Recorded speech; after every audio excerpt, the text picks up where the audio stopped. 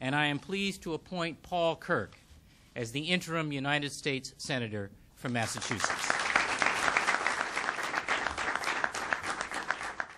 I signed that legislation this morning, and I sent a letter to the Secretary of State giving it immediate effect.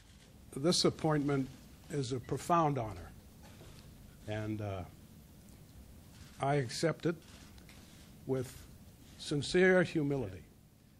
Paul Kirk shares Ted's love of the Commonwealth and the country, and he shares his passion for public service.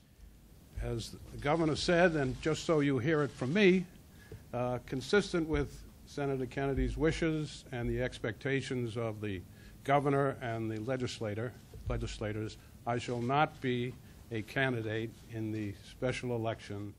The issues before the Congress and the nation are simply too important to Massachusetts for us to be one voice short. We need a full complement in our United States Senate delegation voting and debating those issues. They are critical to our future.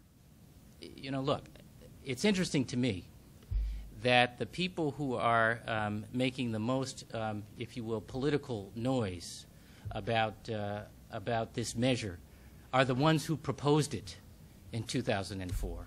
They thought it was a good idea then. I question why they don't think it's a good idea today.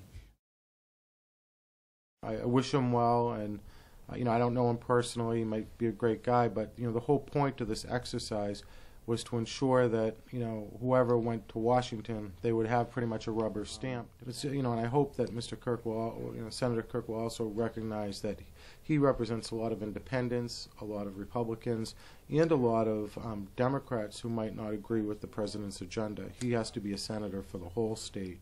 And what happened here was really unusual for the governor to declare this to be an emergency, because the legislature had a vote in the House that specifically said it wasn't an emergency.